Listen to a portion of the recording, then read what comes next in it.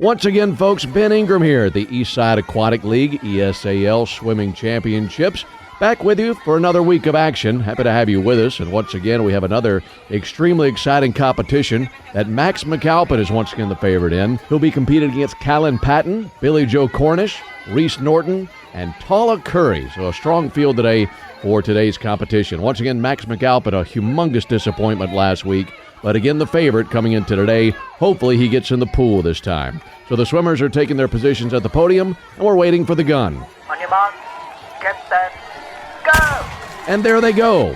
Well, everyone other than Max McAlpin once again, who's just standing there crying. In fact, he's drier than a rosin bag right now. The other four swimmers are off and swimming. Reese Norton with the lead, closely followed by Billy Joe Cornish. We have quite a race between those two. Meanwhile, Max is just standing there waiting on the side of the pool. We're not sure what he's doing this time, and it looks like his father, Kevin McAlpin, is going over to have a chat. This does not look good whatsoever. In fact, the two are actually getting into it one another. Kevin is down on a knee, and Max is explaining what the situation is, and it really appears that maybe that Kevin's getting played right now. It looks like Max is giving him a list of things that he'd like to see happen before he gets into the pool. That's exactly what's happening. Meanwhile, in the pool, Callan Patton is closing the gap on Reese Norton. Billy Joe Cornish is right there on their heels as well, and they're going a down and back. This is a two-lap race, and they're closing in on the final few yards of this race. Meanwhile, Max is just now getting into the pool. From what we understand, he's worked a deal where he gets a trip to the toy store,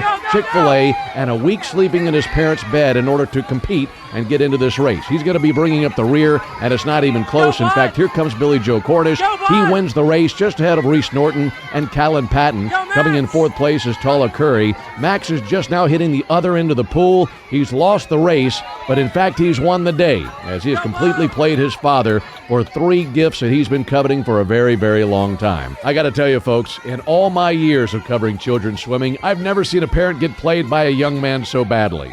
It appears that last week was just a ruse. Little Max was setting up Kevin for this all along.